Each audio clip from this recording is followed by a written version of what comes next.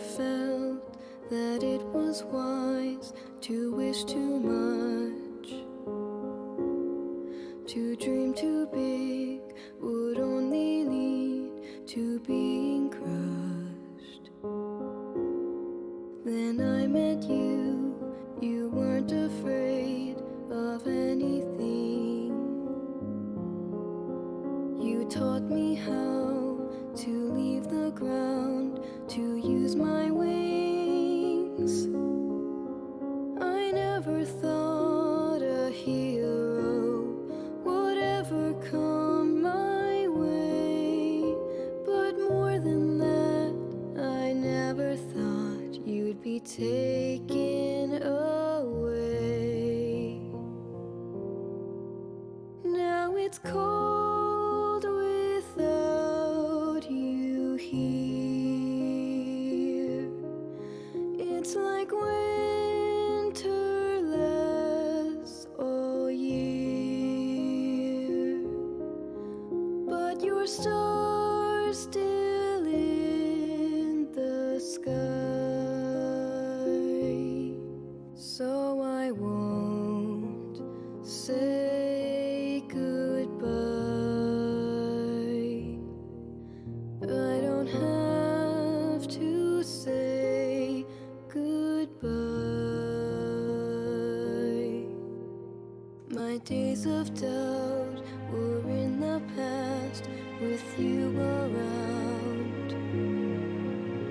You helped me feel I had a place, direction found. You showed me that a greater dream can be achieved. Enough resolve will conquer all if we believe. The light you gave to guide me will never fade away, but moving forward never felt as hard as today. Now it's cold without you here. It's like winter lasts all year, but your star's still in the sky. So I won't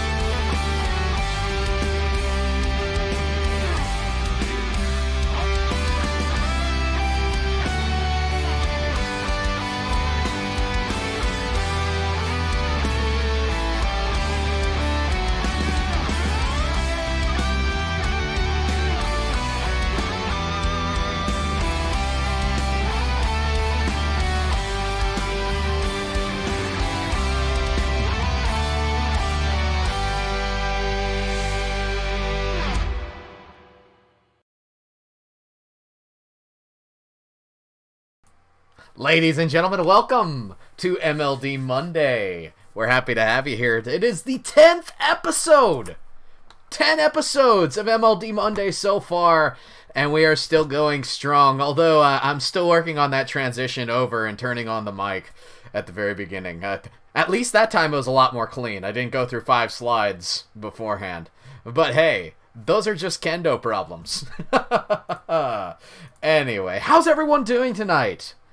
I hope that everyone is having a wonderful time. We do have a lobby open for everyone who is viewing. It is the lobby that we are running for...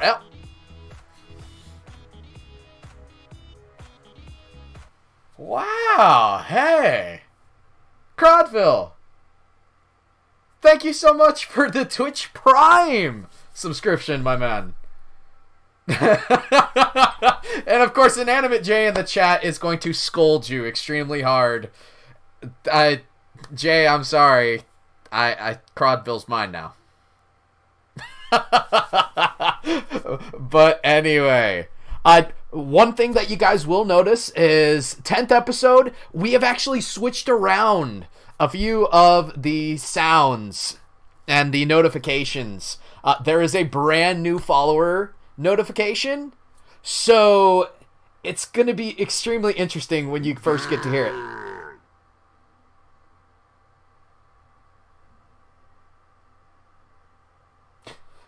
When I'm not talking over it, it'll be extremely fun to listen to. It's actually the call from not this last Sunday, but the Sunday before, where Inanimate J, after I said, "Oh no," Jay broke out and he said, "Oh yeah!" So I actually slowed that down to about 66%, and it sounds like Satan himself saying, "Oh yeah." So anytime we have a follow, you will hear that wonderful notification. It'll be very fun. And of course, the sub notification, I love Bag Raiders as just meme music in general. So it's fun to keep Shooting Star on board as one of my favorite notifications. And then, of course, who doesn't like Will Smith as the Fresh Prince of Bel-Air dancing? But anyway, I digress. That was a rabbit trail for the ages. I'm going to type in the chat the lobby that we currently have open. Of course, on MLD Monday, one of the things we're trying to do now...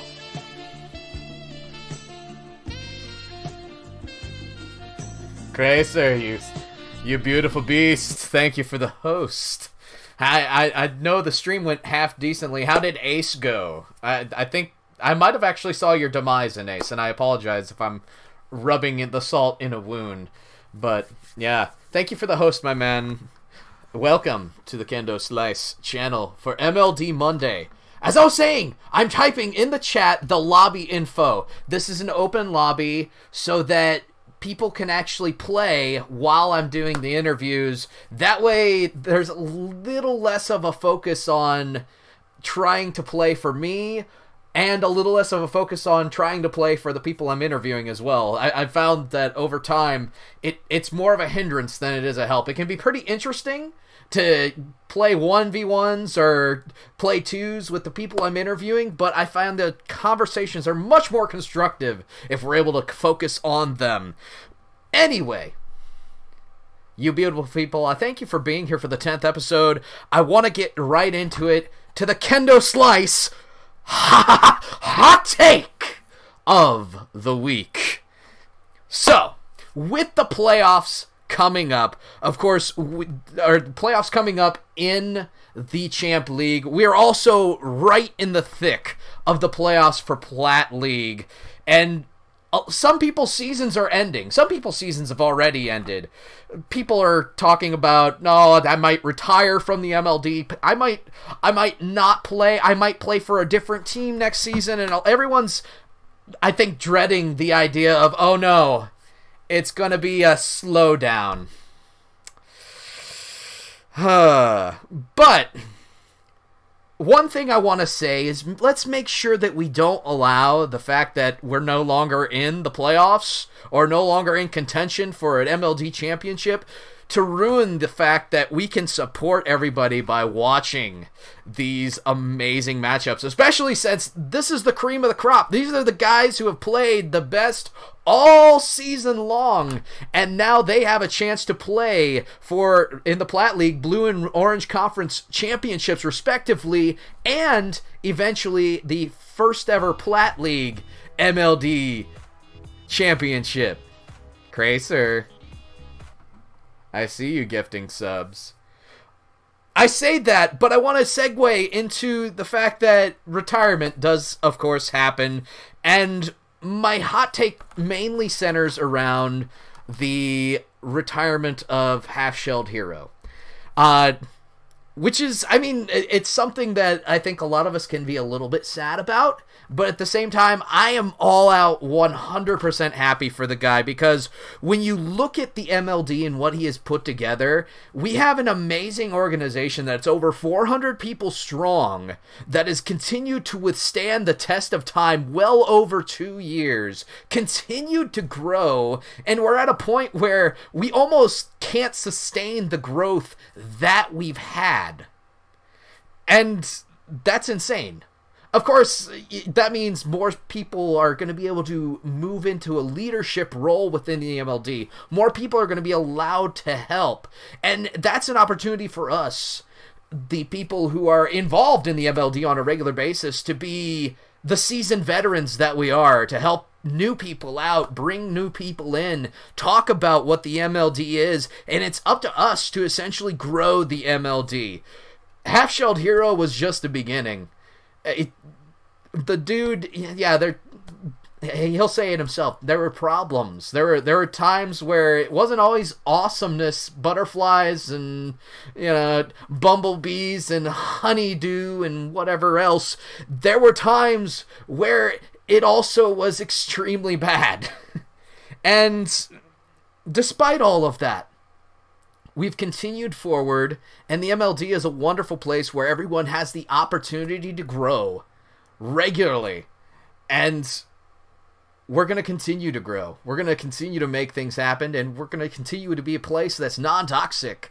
An opportunity for you to grow in your own game while meeting others who are on your level, who you can help grow, team up together, and have fun with. All at the same time competing for something that is actually it has value. I mean, the pride, when you compete in a tournament and you're like, oh, well, there's no prize for this tournament, it's just pride.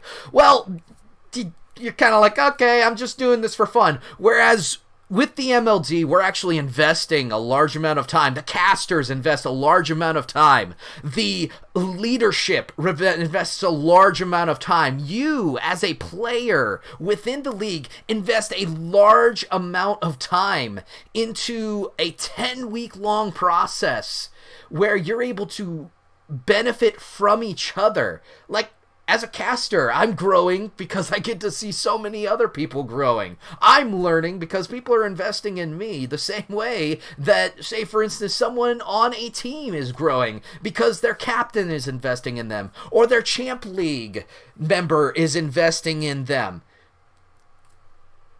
What it all boils down to is we have an opportunity with the retirement of people and people that end up going away to further ourselves in leadership within the organization, to be the shining light that the MLD has become known as in the community, a place where we don't have to worry about toxicity, where we can actually have competition at lower levels, and I say lower respectively, and have fun, all at the same time, the highest level of performance possible for those levels. And it's absolutely amazing to think that we've been able to sustain this for 2 years. That being said, you think about what the MLD is all about, the amount of support we're able to give each other. My encouragement to everyone here, and everyone who actually hears this hot take, which actually isn't a hot take, that's the fun thing about the hot takes. But everyone who gets to hear this hot take, my encouragement to you is try to support Hero in his new up-and-coming thing that he has going on. Check it out. It's at The Daily Zoom on Twitter.com. And he and Gaming Bear are going to be writing articles. From what I've seen, it's a large variance of articles. It's not just, okay, it's going to be all about Rocket League. No, it wouldn't surprise me if they do everything from politics to gaming to the last episode of The Walking Dead. I noticed Teenage Mutant Ninja Turtles, which is, of course, one of Hero's favorite things. They're willing to talk about just about anything, and I think it's worth a follow. So make sure you give them a follow at The Daily Zoom on Twitter. And that was the Kendo Slice hot take of the week. Anyway, we're going to transition now straight in to, well, for one, I want to thank everyone who is actually here in the lobby. You guys are absolutely amazing. I'd hate to name names, but Feisig, Uppercase, Moose, Aether, Frostbite, and Rolo, thank you guys all for being here, making the stream a little more lively, because, yeah, me playing and trying to interview, I've noticed doesn't work as well as I would like it to. But anyway, transitioning into my first guest. My first guest is someone that we all know and love. And as long as I don't catch him on a bathroom break, we should be fine. But anyway, my first guest, I'm very pleased to have for the 10th episode a co-caster, someone who's invested in me a lot more than I think I deserve. But anyway, he is the voice of the MLD. He is Inanimate Jay. Jay, how are you doing tonight? I almost fell asleep waiting for you in here. Oh, he's also secretly the most toxic person in the MLD. I am a grade A savage. I have no idea what you're talking about. Grade A. But yeah, how are you doing tonight, bud? I'm good. I'm good. I was told this would start at 8 Central. It is 8:20 Central. Yes. Your point. What are you doing? What are you doing to me here? What am I doing? I got schedules to keep, Kendall. Come on. Well, I know you're one of the busiest I'm a busy people. Guy. You're one of the busiest people in the world, but it's okay. I'll still try to get you out on time. Maybe. All right. I mean, you're the one who said this was only going to be a 5-minute interview, Jay. Well, I assumed 5 minute to answer the questions you gave me. I wasn't counting for 20 minutes of delays. 5 minutes to answer the question. What are you going to do? No comment me? No comment. Anyway. Wow. Jay, of course, long lost is the wonderful thing that was the Behind the Goal podcast. And as much as I didn't want the MLD Monday cast, the stream, to resemble Behind the Goal, I think I really want to get a little analytical with you, since I have the privilege of having you in the booth with me today. Do you mind that at all? No comment. Oh my goodness. Whew. This is gonna be fun, isn't it? No comment. I couldn't do it for a third time. I couldn't keep a straight face. But you're giving me 60-mile-an-hour hangers right over the plate, Kendall. What do you want me to do? I know, right? A swing and a miss. Anyway. So Plat League playoffs, of course, we are in full swing, and we're actually down to the Final Four. The Final Four, of course, being the Hawks, and of course the Rhinos. And, of course, I would forget the last second, wouldn't I? You know these teams better than I do, don't you? Hawks, Foxes, Rhinos, Wizards. Booyah. I remembered the 1 seeds. I remember the ones that are going to make it to the next round. Did I say that out loud? I mean, given what I know about, given what I know about current situations, I wouldn't bank on that. Yes. But anyway... Thank you for the follow. But anyway, I might need to turn that notification down before the end of the day. But that follow notification might literally be my favorite thing about the stream now. I can take it or leave it. You could take it or leave it? Aw. I mean, don't self-deprecate, is all I gotta say. Okay. But anyway, yeah, we got the Hawks and the Foxes, the Rhinos, and the Whiz Kids in the Final Four of Plat League. I do have to ask, just right off the bat, what do you think of that Final Four? Because It's not particularly surprising. I mean, the Jets had a tough series against the Sharks, but they got through pretty easily. And we all saw how the Hawks grew into the season towards the end. They took it away from the Jets in the regular season. They took the division lead away from the Jets in the regular season. They put their stamp on it. There was no reason to expect anything different in the end of the playoffs. The Foxes getting past the Spartans, again, not the biggest surprise in the world. The Spartans obviously had the roster issues with the scheduling coming in. It was the Foxes' game to take, and they did exactly that. You know, even given the circumstances that came up with Brava having to step away and Fuego having a 1v2 for basically an entire game. You know, the Foxes got their job done. The Rhinos, I think the Flames let themselves down in that series. It was the Flame series to lose, and they lost it. And the Wizards versus the Elite was kind of a coin flip as the match played out. I figured that the Wizards would probably get through. The Elite, I mean, honestly, no matter who made it out of that series, I'm going to sit here and tell you after the fact that the team that deserved to win won the series. Because that's the way that series played out. The Elite didn't do themselves any favors at the end of the day, and the Wizards were just good enough to get by. So I guess you could say, and my next question is, if you could replace any of those teams, who would you replace and who would you replace them with? But it sounds like you probably wouldn't replace any of those teams. No, this is a fair Final Four by all stretches of the imagination. There's no upsets. There's no surprises here. These are the four best teams that are left in the bracket. Of course, also interesting to note, and HG Face was one of the people who noted that the new franchise is going to be crowned as a champion in the Plat League this season. See, I don't like to buy into that storyline. I would actually rather say that this is the first championship that we're going to crown in a 2-league era. The 5 seasons that came before, sure, we're rooted in history. Those franchises have their championships, but they're all going to come under different banners and different systems. This is the first time where we can clearly say that there is an actual set of progression in this organization, and honestly, it should have been a new record book across the board as well. Take all the old records, take all the old history, set it in an era, enshrine it in an era, and start fresh right from the get-go here in Season 6. I legitimately thought you were going to say set it on fire, but, you know, set it in an era. I do like that. That's a very good thought process. But,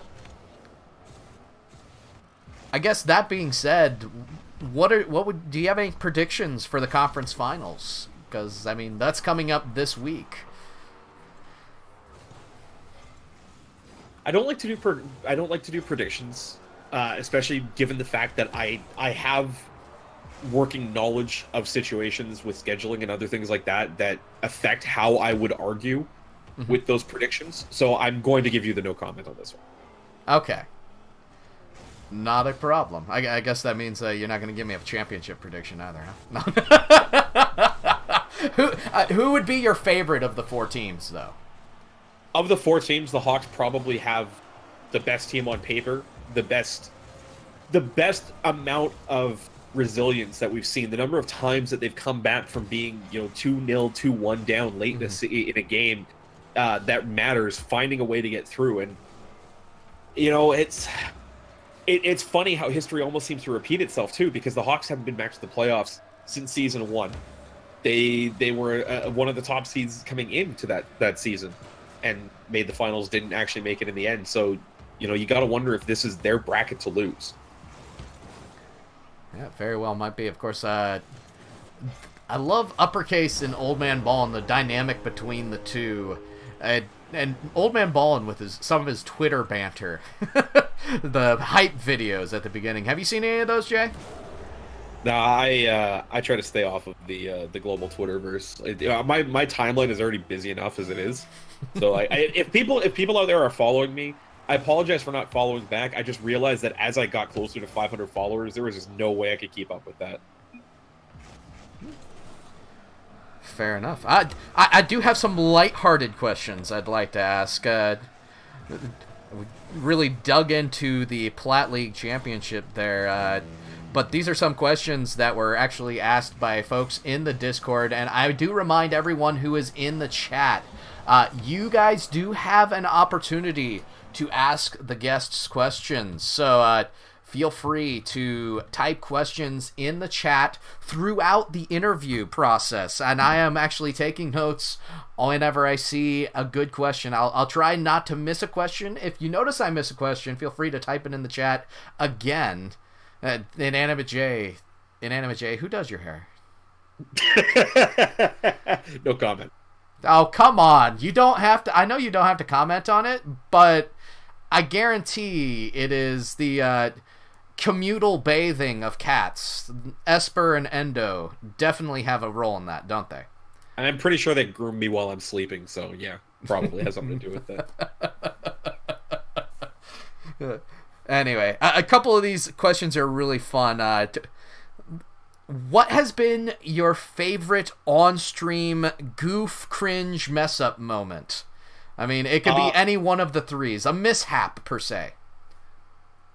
Okay, so my the best moment that's been caught on video is during season...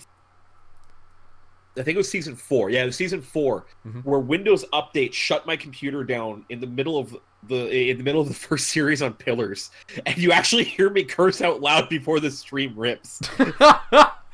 Wow. Because I actually thought that while my PC was in the middle of showing the Windows up is installing your updates, is shutting down install your updates, I actually thought OBS had ripped at that point, so I thought I was off the air. But apparently it was live for about 3 more seconds after that, as it actually closed and ended the stream, and I'm like, oh my, I can't delete that block.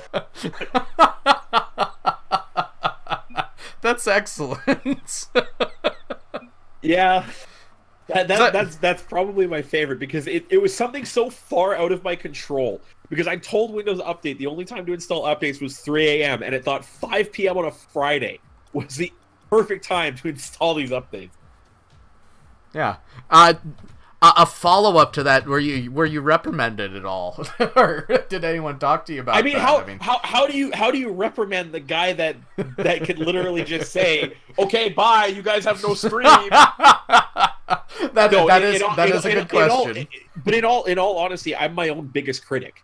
Mm-hmm. Like I look back on it and laugh, but at the same time, the days of season 4 were long in the past. It's like Bronze Age when you look at the wall of history when it comes to MLD, and the stream was a lot rougher back then. Yeah, it as great as our aspirations were to be one of the most professional presentations on Twitch, there's still a long way to go from season 4 to where we are now. Yeah, and so there was room for that kind of thing to happen, because we didn't have a cohesive plan in place to get there, so we were kind of, we were accepting of the little bumps like that. I do want to break in with a question from the chat because it ties into my next question. My wife, actually, in the chat asks, how do you put up with Kendo Slice? Server mute. Server mute. Well done.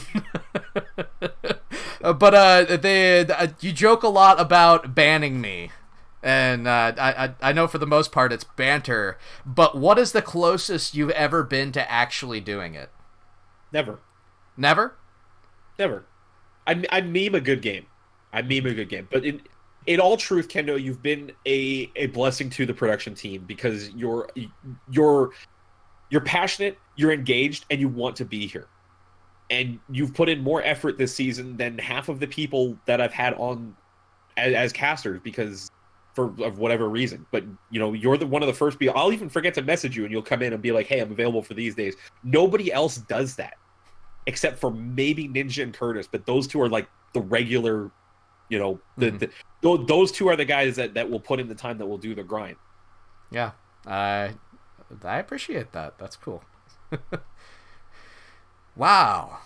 Jay's never thought of banning me. Inner thoughts. Anyway, another question that was actually asked, not completely in the Discord, but it was actually by my wife just before the stream, and it was one that I thought was actually a pretty profound question.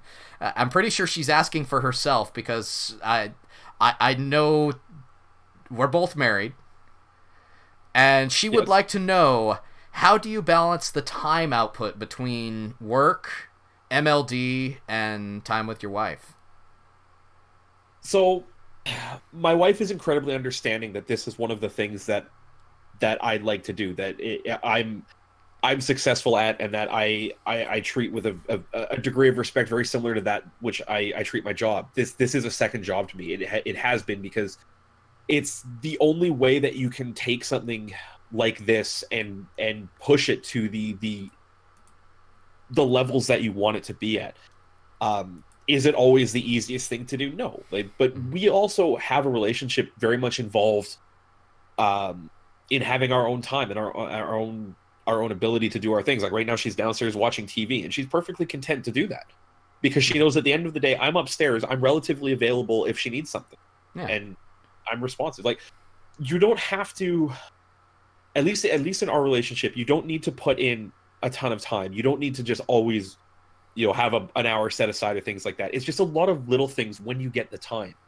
Like, even something as simple as just making sure I clean out the cat litter boxes, or remember to feed them. I mean, the cats tell me when I forget, and when I don't listen to them, they remind me with claws and things like that. But it's just relationships are really about the little things. The big things come and go, but little things add up. It's just like winning and losing a game of Rocket League. Little things will kill you just as easily as big things. That is an excellent answer, and everyone in chat can take note, especially those who are not in relationships quite yet. Wow. I want to get back into a little bit more analytic talk. We had talked about Plat League already, and of course Champ League. We're down to the last 2 weeks before the playoffs take place. All these teams, 10 more games in their wild card push. I have to ask, we're through 12 weeks already. What has been the biggest surprise for you? Well, to be honest, a little bit of the Aviators' resurgence. Off to the start they were with the roster trouble they had. There was no guarantee that getting the players that they did was going to result in the record that they got. So to be in a commanding spot of the first wildcard spot coming out of 12 weeks is probably a fairly big surprise.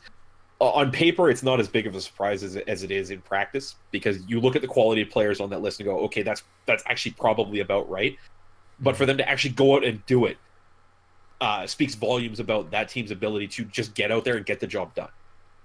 Yeah, Aviators in a commanding lead in that first wildcard spot, 5 games above the Hawks, and that, when you consider you'd have to lose pretty much all 10 games to make up for in order for an even out 5-5 to tie that up, that's actually pretty strong. They are I wouldn't say they're a lock yet, but they are definitely strong in the wild card race.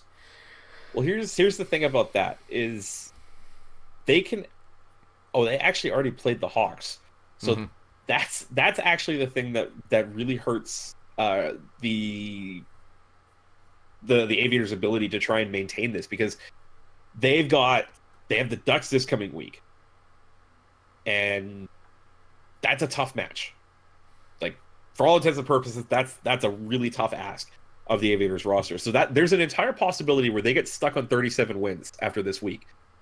So if the Hawks put the Jets out of their misery and really put a stamp on that one, the wildcard race could essentially be over by the end of this week.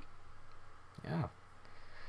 Definitely a close wildcard race. In both sides, especially as I'm looking at it, you got literally for that last spot, you have 4 teams that are within 3 games of each other, and then of course a 10-game spread. Can we just not talk about the Orange Conference quagmire that is that playoff line? So I thought this one would actually be relatively simple, and then the Wizards had to go and lay an egg this past week. Mm-hmm. So that right there just ruined everything in that playoff race. Yeah. Nobody knows now who's going to come out of that one because, first of all, you have the Dodgers getting a 5-0 on the demolition. That throws that entire race on its head because the Dodgers essentially hold serve. They might be 1 game back of the Bulls, but they play the Bulls this week. The Dodgers already hold the season tiebreaker at 3-2. So any series win for the Dodgers right now will put them in the division lead. That's already crazy enough. Then you've got the Knights, who put up at least a couple numbers against the Rhinos. The only thing that goes against them right now is the fact that the last week of the season they have to play the Pirates. They play the Bears this week. That should be a relatively simple series. Now, the Bears aren't going to go quietly into the good night. There's no way, there's no way that they're going to hand wins over to a division rival. Yeah. So the Knights are going to have to get the job done. And then the Wizards, on top of that, have to play the Hurricanes this week. Now that's the division leading Hurricanes. Yeah. On top of that, so I hate I hate talking about this conference because there's just so many different ways that this plays out. There's 5 teams. There's 5 teams fighting over 2 spots right now, and the Rhinos are still not out yet. They're still in with a shout because there's a number of ways that can go. Absolutely. One of the things I really would like you to do is, of course, we do have the 2 weeks left, and there are a lot of teams. I'm not going to ask for specific conference at all, but if you had to name one team right now that you feel is a sleeper, they're kind of in a sleeper position for making the playoffs, who are they and what do they need to do to break into the playoffs? What do they need to change? Okay, well, let's go back to chat and just take this question because I can see Apollo fishing for it a while back when you were asking for questions from the chat. It's probably the Puffins, and the only thing that hurts the Puffins is the fact that the Aviators have a chokehold on that first spot. Mm-hmm. So what the Puffins have to do now is win out. They need 39 wins. There's no shakeout other way. They need 39 wins. They have to come out of these last 2 weeks with 5-0s both ways. There's no way around that. 37, 30, 36, not going to cut it. Flat out, they need 10 wins. What has to happen in that case is the Hawks have to go into an absolute tailspin, but they can't do so much as to give the Jets enough wins to catch up. So the Hawks have to basically go 2 3s, 1 4s, I think, for the next 2 weeks. Mm-hmm. On top of that, the Storm division can't get enough ground to get them out of that. So you need the Lightning to be dropping games left, right, and center. So they have to be going in at 2 3. Like who do the Lightning still have to play? Because if the Lightning still have to play the Comets and the Sharks, the Lightning have to play the Spartans and the Sharks. So they need the Sharks to 5-0 the Lightning, and then they need the Spartans to 5-0 the Lightning. They basically, because they're not racing the Spartans, and the Sharks are essentially out of the playoffs. Yeah. So the Puffins have to get the job done in their division, and they need the Hawks and the Lightning to drop game. Man, oh man. I love the fact that I asked for one sleeper, and you gave me one sleeper, but you also talked about the chances that a couple other teams had of being sleepers at the same time. Well, every race is so close. Yeah. I mean, you talk about the Puffins. The Puffins are 3 games back. They're tied with the Jets. So essentially, the Puffins situation is the same as the Jets. The only difference is the Jets are playing in the same division that the 2 wildcard teams are in for the Blue Conference. Mm-hmm. But I mean, the bottom line, 39 wins is pretty much the minimum. That's going to be the line, and the Puffins are skirting right with the edge of that line. Very much so. Great answer. I know you said you don't like making predictions, but I have to ask, for a shot in the dark, if you had to guess what the finals is going to look like in Champ League, or just right now, completely way too early J prediction. What 2 teams do you? J prediction? Yes. Complete. The completely early, utterly biased, completely ungrounded. It's going to be Ducks Dodgers. It's going to be a repeat of the season 2 finals. Really? Yeah. The Dodgers hold enough of their fate in their hands that they'll make the playoffs. I have a feeling that despite a couple of road bumps in the regular season, they have enough quality to see off most of the sides in that conference. The Ducks, again, have basically shown exactly what made them work for 2 seasons running in Platte League. They have a set system, they know how to capitalize on mistakes, and they are very tough to see off the pitch. Mm-hmm. So, in a bracket where a lot of teams are struggling to get in and probably are coming in still trying to find momentum, the Ducks already have their ideas set. I'm not asking this question to be a homer whatsoever, but on the subject of the Ducks, how, because being someone who was deeply involved in creating the system that the Ducks had, there have been mild adjustments to it, but how exactly do you think that this system still works in the Champ League realm? Because, I mean, you're still talking about regular cheat-ups, you're still talking about seasonal overcommits. There's a lot of little things little flaws that people could manipulate, but it seems like they still haven't figured it out. So, the reason that I personally think the Duck system still works is that mechanical consistency and speed has improved, but decision-making has not. These are people who are in Champ League, in the Diamond and Champ ranks because of their mechanical consistency, but not necessarily their game sense. And once a team figures out how to combine the game sense needed to play regularly at the Champ levels with the mechanical consistency required as well, that's the team that's going to beat the Ducks at their own game, because they're going to adapt to what the Ducks are strongest at and stop making the mistakes that the Ducks capitalize on, while at the same time pushing the Ducks to have to respond to the adjustments, which I personally don't think they're actually capable of doing in real time. So, given all of this, and we already somehow twisted your wrist enough to get you to say Ducks Dodgers, do you think the Dodgers are the team to beat the Ducks? More than likely. Again, you and I are on the... Okay, this argument is funny because you and I sit on either side of this argument.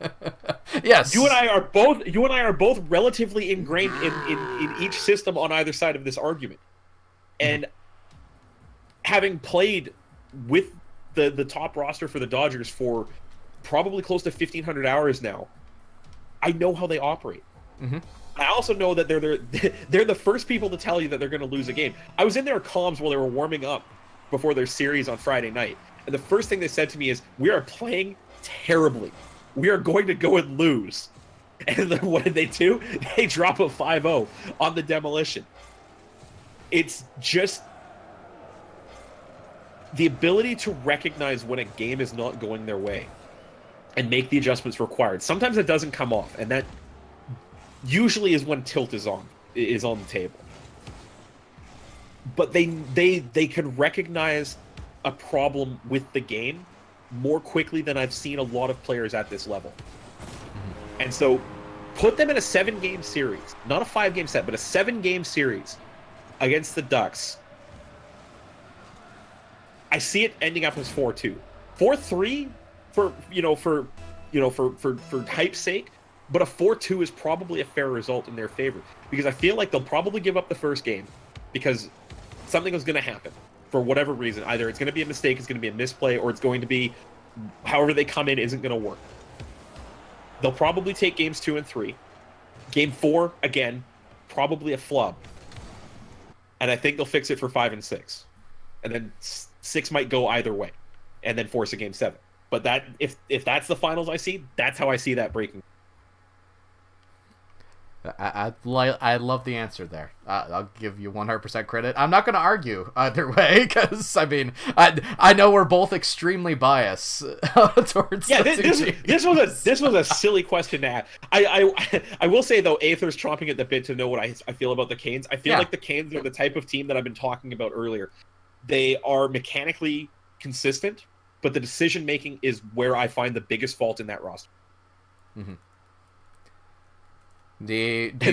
Zeus might not have made playoffs, but I at least beat the Ducks finally. I give you full credit, Zeus. I've been waiting for that day. I'm proud of you. I'm proud of you, sir. Yeah, Zeus, my man. All the love in the world to you. Congratulations on beating the Ducks. I know I was on a couple of those beat downs when he was on the Pandas. So yeah, my man, I really appreciate you, Zeus, and congratulations. I know that was a hard-earned win. Just answer Frostbite as well. Yes. The Aviators are 3 very mechanically gifted players, but they don't cohesively work together all the time with their decision-making. And that is one of their biggest faults at the moment. Okay. Jay is literally destroying questions as they are being asked in the chat. So if you guys have any questions, by all means type them in the chat now, because this is pretty much the closing 5 minutes that we have with Inanimate Jay here on MLD Monday. Let's see. I'm trying to see if I have another question in the Discord at the moment, because we actually have gotten through all my questions. Not in 5 minutes, as you predicted, though. Aether Plat Rhinos, you guys have your work cut out for you with this upcoming series, but I'm not going to tell you why. You already know why. Hunter, Ish, I love you, Ish. Frostbite, my favorite part of the new format. This is a tough question because as part of council, I had a very big role in essentially designing the format. So I think for me, it's the ability to get a 14-week season and expand the Champ League rosters, because that gives us a better idea of what teams deserve to make the playoffs. I have a really big problem with how I've had to do the Plat League schedule for the last 2 seasons, and I want to do away with it. But the 10-week, having to have the 3-player 10-week roster was kind of a hard limit, and I didn't have a better system at the time to come up with a schedule. I have ideas, but also there's no guarantee that we're going to stick with this system for next season. There's a lot of stuff in the air right now, not the least of which is the application queue around the block 4 times. Like I was saying in chat the other day, there's over 500 applications right now. There are people at the gates trying to get into this place like it's a zombie apocalypse shelter, and the zombies are coming. Nice. And HG Phase, I think I kind of touched on that with how I said that I treat this as a job. This is a second job to me. Like I've been looking at the number of hours that I'm going to be working between my regular job and this and streaming for MLD this month, in just the calendar month of March. And with all the overtime I've been putting in, working 13 days straight these past 2 weeks, I put the number of hours between this, my job and MLD at almost 300 hours. And after a while, you just kind of get used to it. And what keeps me going is partly the sense that nobody else has been able to reliably show that they can do what I do. And I don't have the level of comfort to be able to hand it off and say, I need to take a break, because we just don't have the level of consistency in the streaming department to say, okay, we're going to give the reins over to somebody else, because either people's hardware isn't up to speed or they're not familiar with the setup. Because what I do in OBS is actually fairly advanced. I went out, bought an Elgato Stream Deck, to make my job easier. I used to run the entire score overlay using hotkeys off my numpad, and that's why you'd see random overlay problems happen in the older streams, because I'd go to type in chat and I'd accidentally use my numpad because I use my numpad for numbers, and things would just change because I'd forget that my hotkeys are there. So being able to push things to a browser source where I can just open up a web browser and control the entire scoreboard and push all scene transitions and everything like that off to another piece of hardware to do it for me in just single clicks. Just push that to another level. Also, if you guys are looking for an Elgato Stream Deck, I know, Kendo, you bought yours earlier. They're $100 on Amazon right now for like another few hours. So if you guys are serious about streaming, go to Amazon now. Yeah, I'd 100% thank you for that. I haven't bought it yet, but I do have the permission. I have the go to buy it. Yeah, of course, you got to talk that over with the wife sometimes. Big expenses, you know. Yeah. Okay, so back to the initial relationship thing. Our finances are completely separate. Ah, okay. Yeah. I have my rev stream. She has hers. She pays the mortgage. I pay the household bills. Like, just again, little things, division of responsibilities, and then as long as your half of things are covered, then who cares? Oh. I'm polar opposite. We are one, pretty much. Yeah, but yeah. I know people that are like that too, and it's whatever works for you. Yeah, but exactly. we just found it a lot simpler to just keep things separate, and as long as stuff was getting paid. Yeah, likewise, but opposite. Which is cool. It's one of the wonderful things about relationships, though, Jay. I'm not going to get into relationship talk. Cracer, of course, wants to know if you want to join the Tang Gang, which is the question he asks everyone who comes on. Please tell him no. No. Okay, thank you. Then, of course, the classic question, I know this has been answered before, but pineapple, pizza, inanimate J. Nope. You keep your silly fruit off of my delicious meat pizza. Okay. Why? Fruit does not belong on pizza. Like, I will eat it if it is the only pizza left at a party and I'm starving. Mm-hmm. But it's only out of self-preservation that I will eat pineapple on pizza. Okay. You said no fruit on a pizza, though. And I have to ask, tomatoes are technically fruit. Tomatoes are technically fruit. However, I don't like margarita pizza, and I don't like raw tomato. Like, I don't like actual tomato. I like processed tomato. Mm-hmm. So the pizza sauce made of tomatoes is fine. But I don't eat tomato, personally. It's a textural thing. I hate it. Same with pineapple. Pineapple has a weird texture. And I just don't like it. Can't do it. So basically, you and Cathexis agree on the tomatoes. 100%. Yeah, I mean, like, they're a weird, fleshy fruit. So, first of all, why is fruit fleshy? Like, why? What part of the genetic lottery went wrong that the tomato has to be like this spongy kind of fleshy interior fruit-like thing that people thought, I'm going to cut this up and I'm going to eat it. Then, of course, you think about the process for figuring out, oh, this is poisonous. This is not poisonous. This is going to make me be in the bathroom and the latrine for about a month. This is not. This is really good for my birds, but not really good for me. It's fun to think about the process of elimination there. Yeah, I mean, somebody had to do it. Yeah, exactly. You know, the Bear Grylls. As I would say at work, there's temps for that job.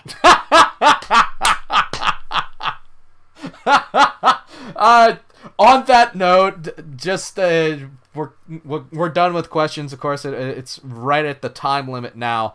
I do have to ask: would you be willing to share that story? It's a story that I think that only a couple people know.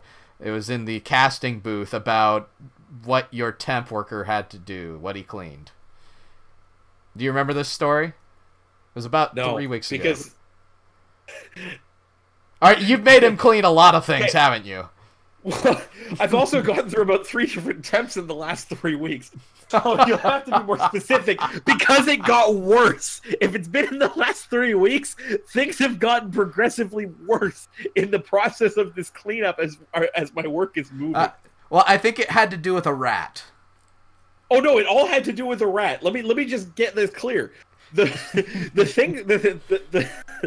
degree to which the infestation has gotten increasingly worse in the last 3 weeks.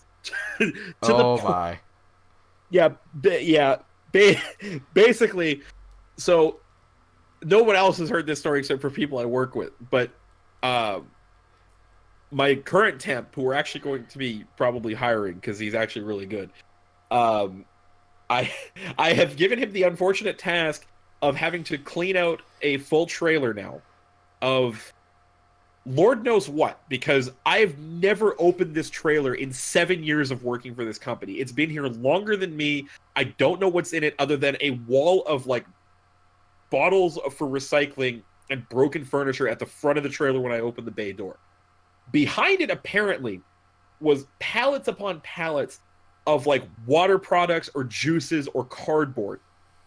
So we were certain that there were rats living in this thing because it smelled like a rat den the second you opened the door. And we're in the process of moving out. We need to clean this entire trailer out and give all the stuff to 1-800-GOT-JUNK because they're going to haul this all away. And they're like, could you guys forklift this stuff out for us because it's just too heavy to move with a pallet jack? And I'm like, about that.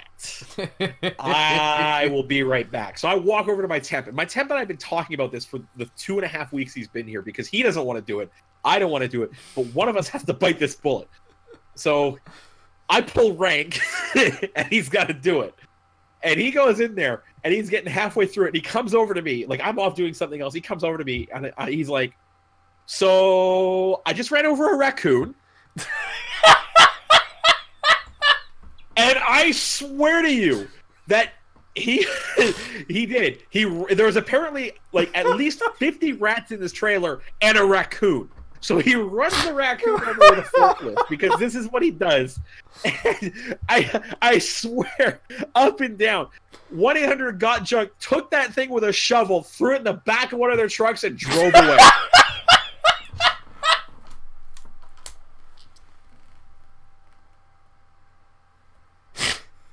Oh my goodness. We'll be right back, everybody. Make sure you stick around. Kendo will be continuing on with his further second interview after this. Don't forget to tip your waiters. I will be here back on Thursday. Thank you very much, Inanimate Jay. That was the perfect thing to walk off on. Jay, thank you very much for your time. You have a wonderful night. You too. See you later. Well, folks, on that note, we're going to go to a quick break. My next guest will be Hunter the Ginger, or as Agony used to cast him back in Season 3, Ginger. And we will be right back. So please, by all means, do not go away.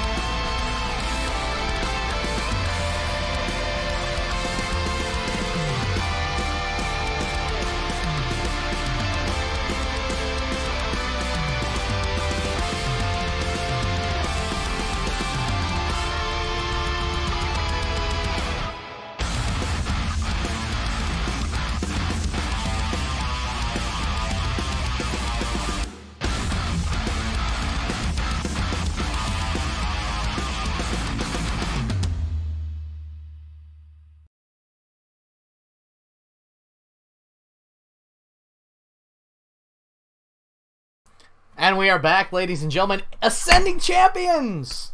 Welcome to your usual hosting date. I am, of course, Gendo Slice, and we are in the middle of MLD Monday. Up next, I do have Hunter the Ginger, an MLD Hall of Famer who's been playing in the MLD since Season 3. He'll be getting in here very shortly, of course. We're actually, I think we're going to be doing some casual twos together. But, it'll be a lot of fun. You just missed an interview with the voice of the MLD, our consummate caster and broadcaster, Inanimate J. So I encourage you, if you're wondering a little bit about the MLD, want to know what is the MLD, what makes it tick, definitely check out that interview. It is worth the time. And, yeah, it was actually really fun. If nothing else, check out at the very end of that interview, there is a story about Jay's work. He talked about how they have a rat infestation at work. And that might have been the funniest story I think I've had on in the entire 10 episodes of MLD Monday. That might be the funniest story I've heard so far. But anyway, let's see here. Hi. Howdy, my friend. How are you doing today? Let me see here. Okay, we are getting him in right now. So my next guest is an MLD Hall of Famer. He's been playing in the MLD since Season 3. I believe he actually got in beginning of Season 2. He'll have to correct me on that if I am wrong. He was a Blue Conference champion in Season 3 and has been a top stats getter throughout his career in the MLD. I have with me Hunter. Hunter, how are you doing today? What's going on, Kendo? And technically, I've been around since Season 1, technically. Technically Season 1? Yeah, I joined during the playoffs, and so I wasn't on our team wasn't actually playing yet, but I was a part of the league, technically, so. Wow! So, technically part of the league in Season 1. That is absolutely insane. Yep, I was watching the Twitter since like week 4 or whatever week it was, and then we ended up joining a couple weeks later. So yeah. I'm a seasoned veteran, I guess. So a seasoned veteran. Wow. Exactly. So man, how good was the Twitter banter back in season number 2? Because I've seen nothing beats Season 2. Nothing beats Season 2. Because you've seen a lot. You've seen a lot of Twitter banter. Seen a lot. Yeah, I have. Of course, Hero 2 is definitely the best. Yeah. Hero in his prime doing Twitter banter was probably one of the most amazing things I have ever seen. I actually, when I first got into the league at the beginning of Season 4, actually, my first, fun fact, the first ever stream that I caught of the MLD was the Blue Conference Championship in Season 3. Mm-hmm. And it was you and Red. Mm-hmm. I won't go into too much with that pairing because I know it's okay. It's not exactly everyone's favorite subject, but yeah, no, that was it was fun because my first impression of the MLD ended up being watching you guys play, and you guys had a very dominant offensive style early on in the MLD. Played a lot of offense and no defense. That was the style. I mean, that's essentially what the Ducks became in Season 4. Let's not talk about that. But yeah.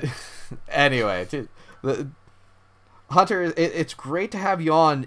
There are very few people who can call themselves MLD Hall of Famers.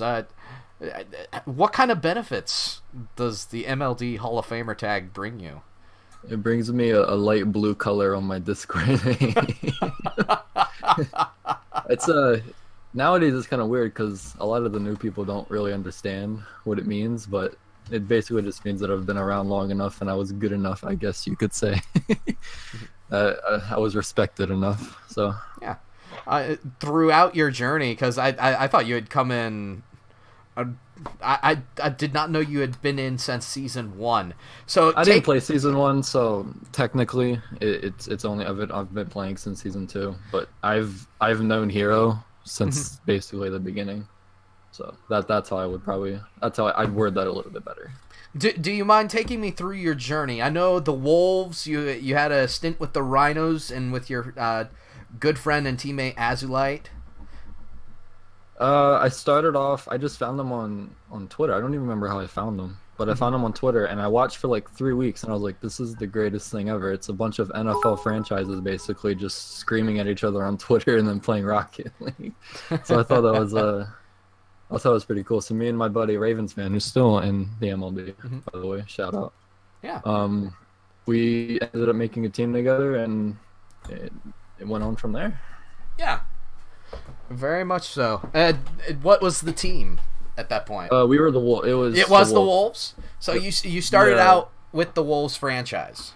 I was the captain of the Wolves for 2 full seasons. Yeah. 2 full seasons, of course. Of course, you've also been with the Rhinos.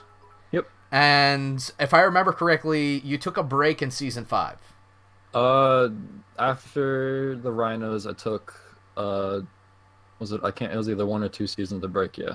Yeah, you took a little bit of a break, and now you are back with the Pandas. Which the Pandas, of course, they are 30-30. They're 8 games back in the division. So we're the definition of average. Yes. Yeah, it's tough going if you're trying to get into division, but they are right in the thick of that log jam that is the Orange Conference wild card race. And you guys are you guys are literally coming off a win against the Hurricanes, a 3-2 win against the Hurricanes. So you got to be feeling pretty good about yourselves. The way we're seeing right now is we need the 5-0. Like we're not really looking at the playoff race really. We're trying not to, but we're just trying to just win every game. We're not worried about what other people are doing. We're just trying to get the W's, and then everything else will go on after that. So let's see here. Do you mind if we do a few casual 2s while we talk? I've been waiting all day, Kendo. I've been waiting.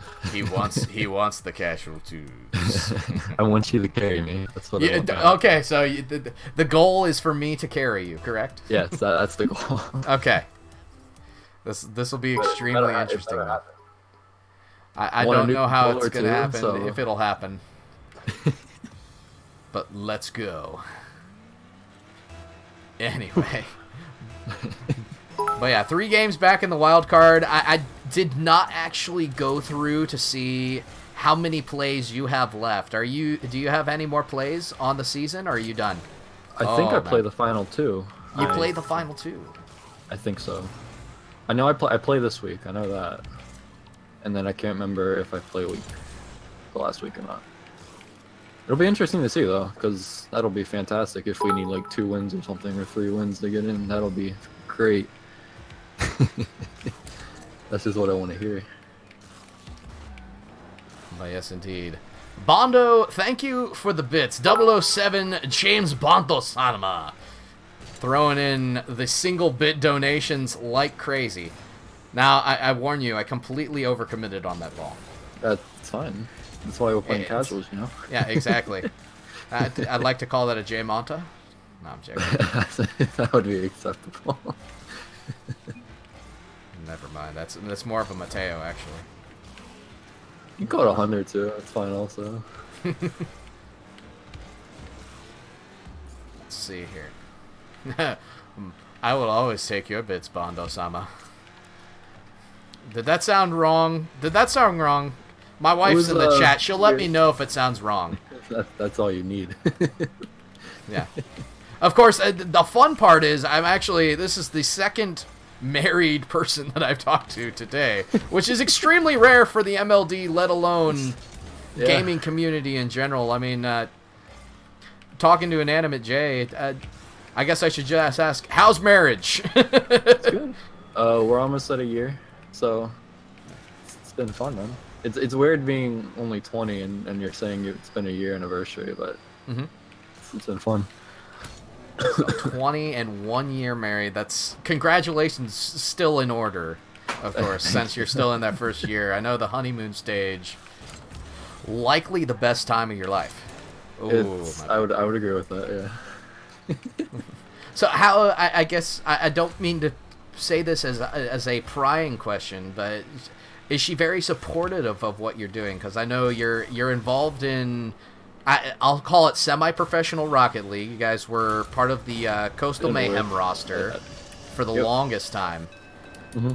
But I know you guys have you have left the Coastal Mayhem and you're currently looking for a new organization. Yes. Yep. But how is that dynamic, being married and trying to play Rocket League at a I'll say, with all due respect, professional level? It's been at first it was difficult, because neither of us have lived with anyone yet, so we were trying to figure out the balance between marriage and both of our hobbies, and I think now we're at a really good spot with it. I mean, we've been doing pretty decent as a team so far, so something's working. But I think it took a little bit. It took a few arguments, but I think we've got it down now, and I think it's working out. I would say. I don't know about her opinion on that, but I would say it's working. So just constant communication. I know that's kind of a big deal. That's the most important thing. Yep, is communication. Yeah, absolutely. So you've been in the MLD as long as you have. Even longer than I originally had thought. Bondo, my man. He's going crazy. He is going ham right now. There's so many bits of Bondo-sama. Don't be afraid, Bondo. Just pull 1,000 out of your back pocket. I know you have it too. Just pull 1,000. Just a fun dynamic, though, at being in. I think. Oh, mercy. I lost my head for a second.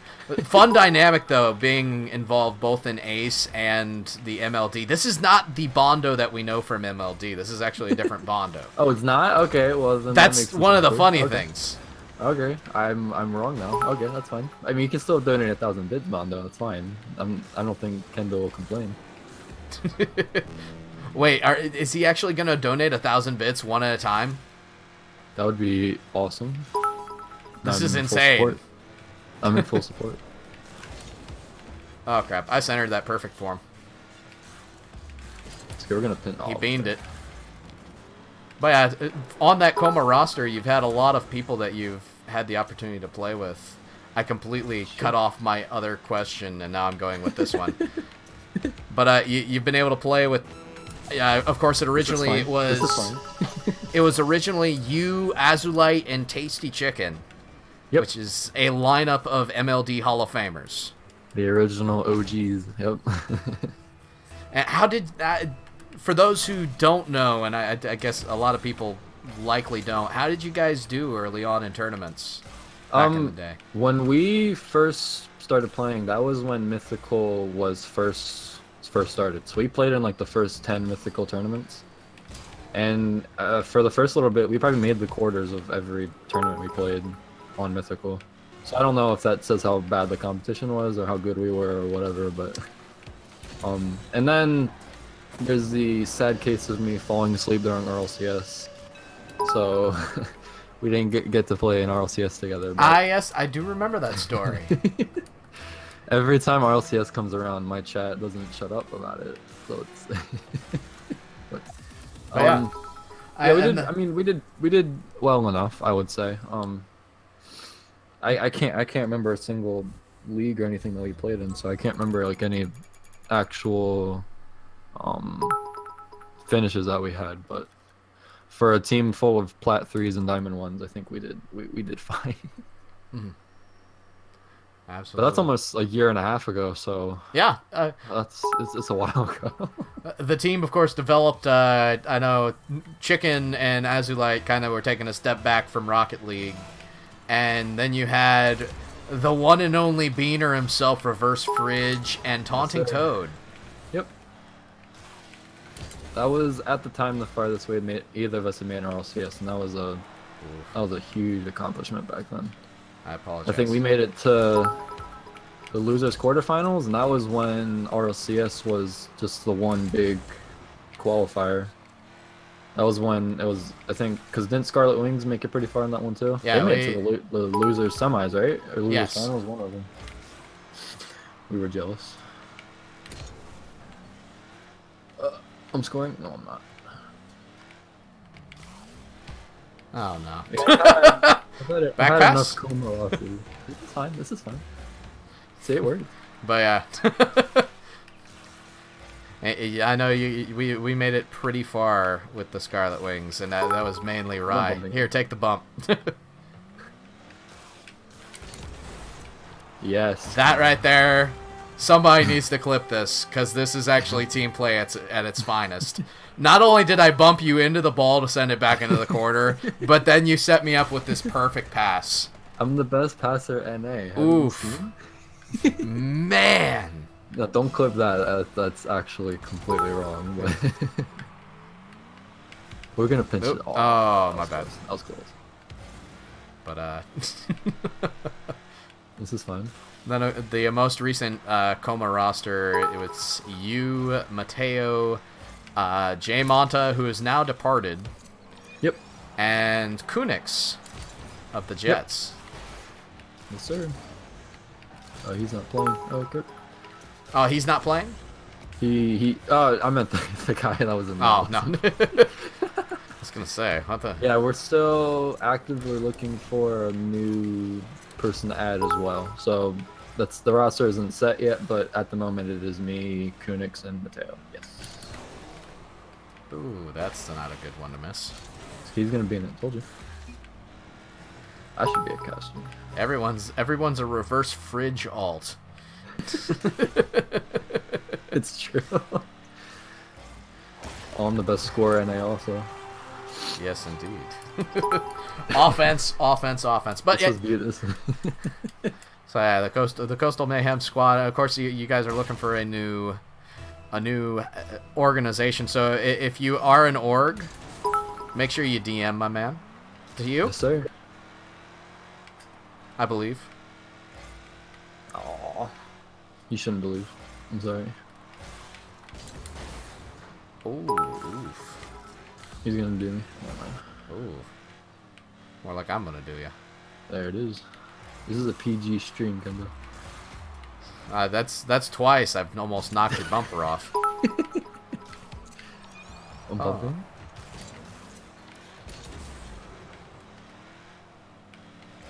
We score these, Kendo. Oh my. And this is why I am not trying out. Because those misses right there. Well, look at me. I'm just giving up open net. That's okay. I got you. I got you this time. There it is. Oh no! Apollo out of nowhere comes in with the bit war. Yes. Yes. Please, Apollo. I Apollo wanna see that basically film. RKO out of nowhere. Takes the lead in the bits. Man, Come on, Bondo, you gotta oh fight back. man. Oh, here it is. Here it is. Yeah, they do have some fight in them. He's fighting back. I like it. I I don't know how many almost Bondo saved. has had. It's like, it might be only like 25, but it feels like He is 1,000. actually up to 114. Is he? Oh my god. That's He is actually essentially flooded my chat with bits. with bits. That's the greatest thing ever. And it's only a penny, so it's Yes. fantastic for him. So if there are any questions for Hunter, please DM me in Discord. Because at this point, there is no chance that I am going Aw. to see what you guys are trying to ask Hunter here. So DM me in Discord if you do not have a link to Discord or you need to know what Discord to DM me in, there is a little link in my tiles. The Discord tile actually links you to the Kendo Slice Discord. So by all means, check that out, click it, get involved, because we have all sorts of memes and, Memes galore. yes, more memes than your body can handle. Or will want to handle. Exactly. Your body may or may not reject our memes.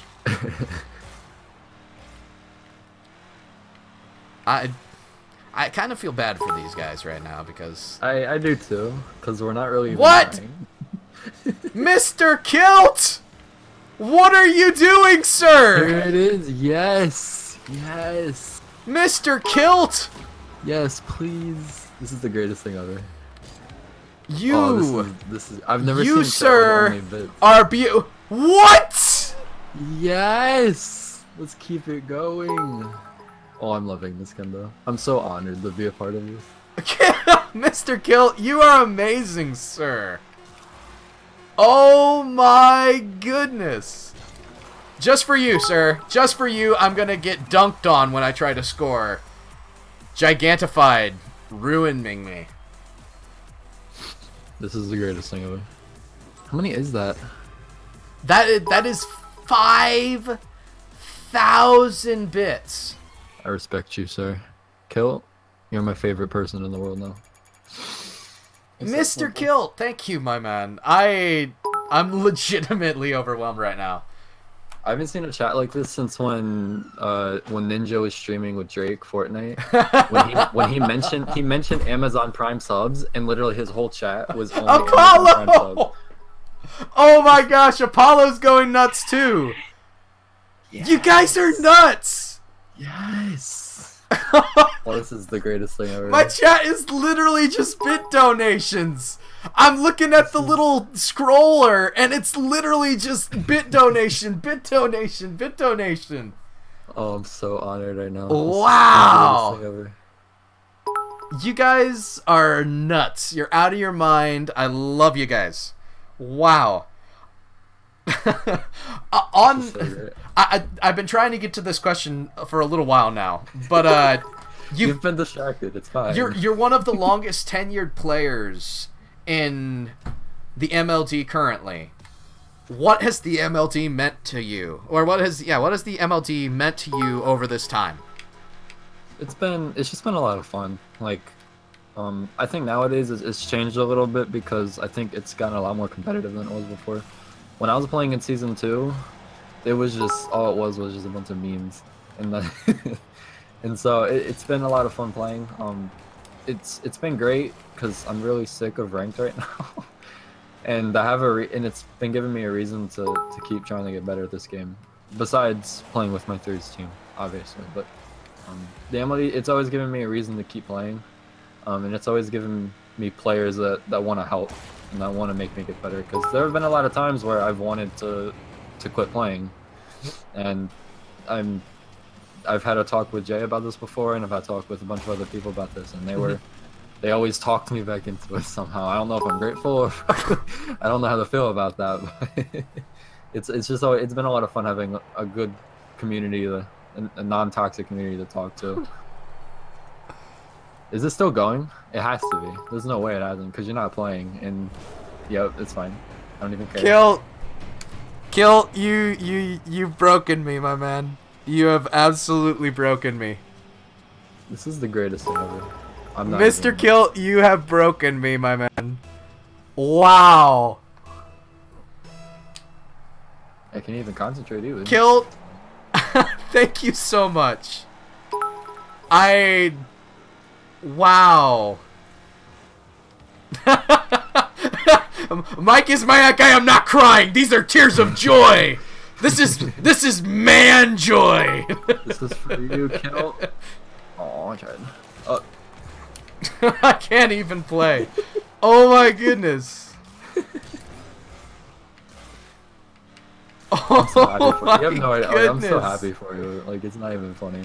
Guys, stop. I can't even interview. This is supposed to be amazing MLD Monday action with an MLD Hall of Famer. Instead, it's literally the bit war of all bit wars. It is a crazy MLD Monday. What do you mean? It's the greatest MLD Monday. You had Inanimate J, and then, I mean, me, but whatever. Let's like that side. And then the bits. Like, Yeah, this the is- bits. You guys are absolutely insane. Absolutely insane. And please don't stop either. Keep it going. Like, let's not stop this.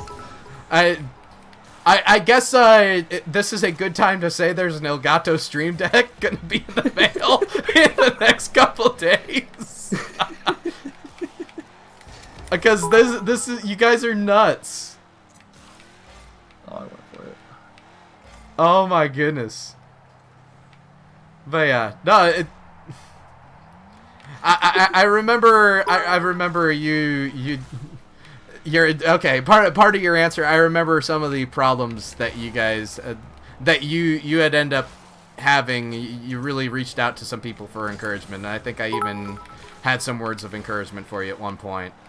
I think most people know what I'm talking about when I talk about what situation came up, and it had so many people private messaged me saying that they were supporting me, and that honestly, that I can't explain how much that helped, because that situation kind of tore me a little bit. So I think you know what I'm talking about. I'll message you. I think I know what you're talking about. But it was really supportive, and that actually helped. Oh no, Mbizzle breaking in with even more bits. Guys, I'm already I'm broken right now. I have no idea how to conduct myself. This man a stream deck. Let's go. Wow. But I find it amazing how this community essentially it hinges on itself. Exactly. And you know that because you've been here literally for as long as you've been here. There have been bad times, of course. There's good times. I've been in the Discord since its invention, basically. Like I was one of the first people in the Discord. So when you see 20,000 people in the Discord, I was one of the first ones. I'm sorry. Yeah.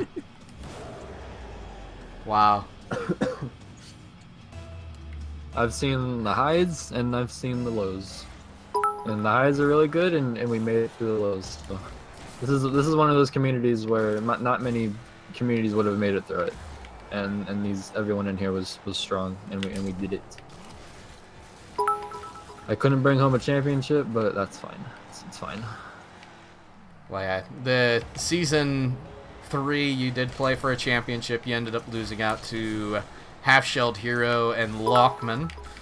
Yes, sir. Another set of MLD Hall of Famers from their sir. Respective eras, and I find the dynamic of that matchup to be extremely amazing because you guys it's weird were when you think about it now, right? It was all offense against a just good chemistry defensive counterattack team. I think every game was 2-1, and that's not even a joke. Like, I think every game was that close, and no scoring ever. But seeing as how you've been in for so long, what season would you say has been your favorite to play in? Probably season 4, because that was a season where I got to play with my best friend at the time, Azalite, and we got to plan it, and that was a lot of fun. Sadly, the schedules didn't work out in the playoffs because I think we had a team that could have competed for a title. Wow. Yeah.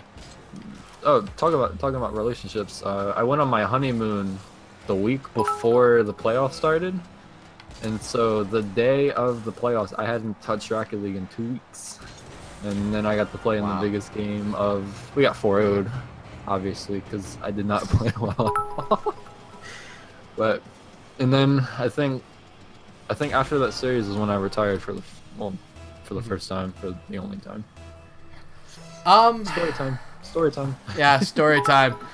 Mike is my Ike asking a question. He's only been here since season 5, and I know a lot of people in the chat have only been here since around then. Yeah. You know, but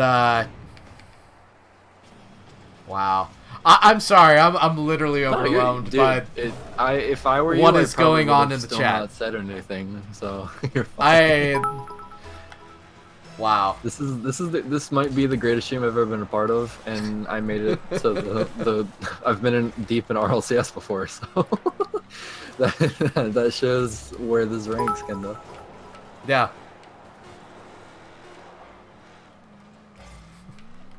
Wow. Never mind, I lied. Wow.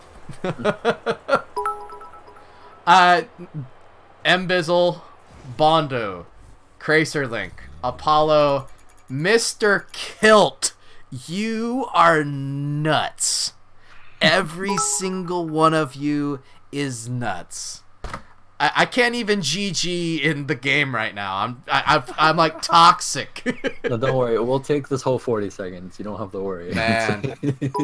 I just gotta take a step back. But yeah, he was asking the question. Some of the lows. I mean, I can think of a couple, but what were some of the lows from maybe like season 2? Season 2, honestly, we weren't very good in season 2, if I'm being honest. Like, we made the playoffs, but back then there were only 6 teams in the league and 4 teams made the playoffs. So not making the playoffs was kind of hard to do. And then I think we got 4-0'd by the Ducks and knew the game was very close. And that was kind of a wake-up call for me because I had an ego, and that dropped my ego rather quickly. Getting 4-0'd, and then season 3 I made it to the championship. So I think season 2 is definitely a low. I think retiring was a low too, just because I was so burnt out. Wow. Playing 3 full seasons in a row, or however many it was. It's hard. It's not easy, especially back then, because it was 3 people on a roster, so you played a lot of the games.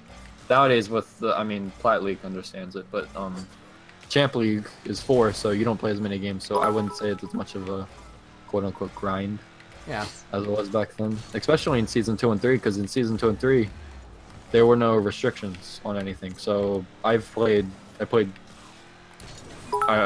counting playoffs, 20 straight weeks in a row. Obviously with the season break in there, but I needed that break, that retirement. but wow. The bits are still going They're not off in stopping. OBS. No, they're not stopping. Like this was for the bits. This was for the biddies. Like if the Bondo bits are still coming in, that's the most insane thing in the world. But man, oh man. As far as I know, some of the lows, I think he was more asking about the league lows, and like from like MLD point of view lows. Yeah. Or, okay. I would say I would beam that question hard. I would say if you want to know a little bit more about the lows, I believe episode. There's some of it that I don't know should be public. Not public, but I don't know if people want to talk about it. But if people want to know some stuff, I'll talk about it. It's fine. There's a season in there. Well, there's a couple seasons in there where some stuff has gone down that wasn't pretty. Yeah. So that's why I say the community is really tight knit, because a lot of if stuff like that happened to some of the other organizations around the community, I don't think they would have survived. Yeah. I do know that if you want to know a little bit more and have a little more insight on the history of the MLD, if you hit the YouTube link in the tiles, there is the episode where I actually talked to Half Shelled Hero, the owner and founder of the league. And I'm pretty sure that they don't cover all the lows. We were a little bit more focused on the positives than the negatives in that conversation. But most of the lows, I think, happened because of the fact that Hero, as he started this league out, to you? That too? Oh. As he started this league out, he literally soloed this league until... For 2 and 3, yep. Yeah, for or 1, 2, 3, and then he finally started allowing people in to help him around season 4. Yep. But even then, it was a minimal amount of help. Like, he was still doing all the graphics. He did more graphics back then than he did now, if that helps explain anything. Like, he did a graphic for everything. Yeah. Back then. Nowadays, he kind of simplifies it because he needed to. Yeah. Simply because of all the work he does with it, but it was insane the amount of work that man did. That's why I have so much respect for him. Because even though we butted heads a lot, and he would admit that too, but I respect that man wholeheartedly, without question, because the amount of work he put into this. Yes, Kendo, for the biddies.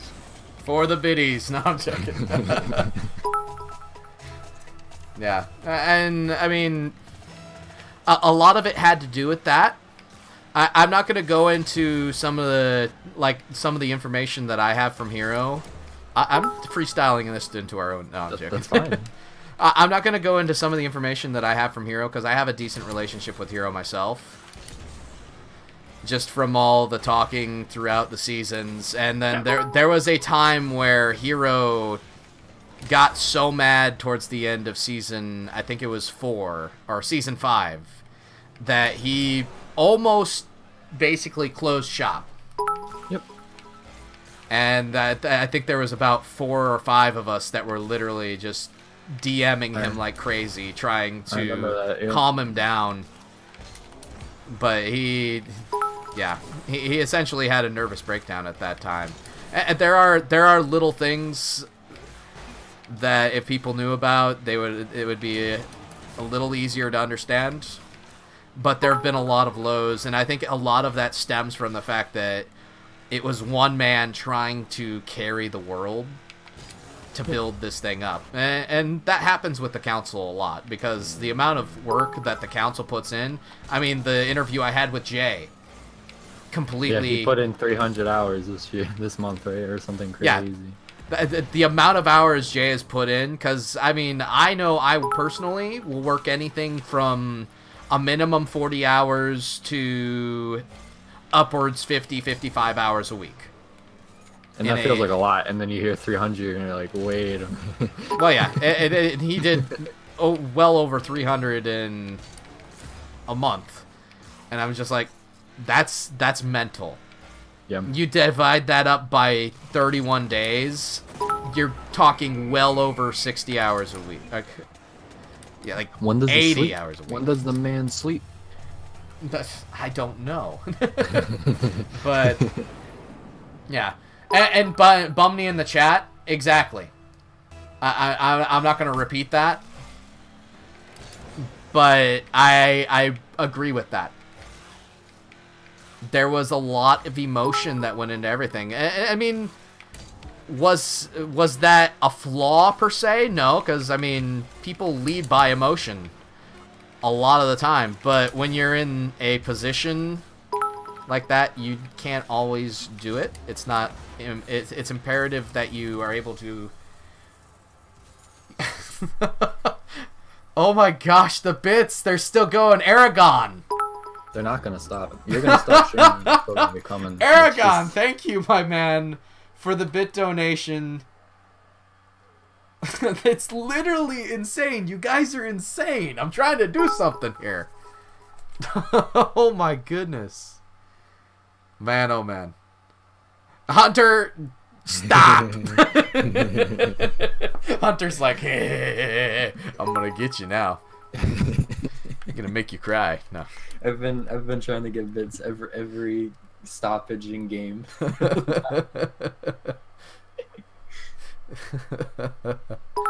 But yeah, I mean, there were little negatives here and there. There were big negatives here and there. But the fact is, We're still here. throughout time, we're still here, and there are still people going strong. And the positives, I think, far outweigh the negatives. Yep. So many people have... I think the one thing that's great about this league is so many people have climbed rank status, and are now doing fantastic things. Oh, yeah. Playing-wise. Yeah. I think about Rai right off the bat. Rai is someone that I jumped on the moment I saw him. Like, you know, I'm not... I started the Scarlet Wings project as something that I could do with Atomic and Mateo after MLD. Of course, that ended up... I stole that from you, sorry. You're fine. But I started as something that I could do with Atomic and Mateo. Post MLD, then of course they developed the league even more to where we'd be able to play together, or etc. Then of course other things happened, but I ended up moving on to where I wasn't sure of myself being able to play on a regular basis, and Rai was one of the first people. I'm like, okay, this is a guy, he's developing, he's really good, he wants to continue forward. I jumped on that. Yeah. It As you 100% worth it because, I mean, the man literally quit mid-season because he didn't want any barriers keeping him from slowing down. Yep. And I can't blame him. He's never made, honestly. That's probably the smartest decision he's made in his Yeah. career. I mean, and both Cardinal and I, we were close in that. He talked to us in that decision because around the time he did that, he also moved on from the Scarlet Wings as well. And I'm just like, yeah, you can definitely do that. You carried us to where we were. Literally, winners semi, losers semi in the qualifiers. I think that's why, like, when Monza told us that he was gonna leave, we weren't mad because we were like, you gotta do what's best for you, man. And if you think that you're a little, and he is a little better, a lot better than me, you gotta take that next step, and you can't let other people tell you when that step is. Yeah, exactly. And he's been doing that essentially now his entire Rocket League career, and now he's Grand Champ. I know He just left Retro too to go with an even, like, he just keeps stepping forward and forward and forward. Yeah, I have a little inside information, but I'm not gonna reveal it.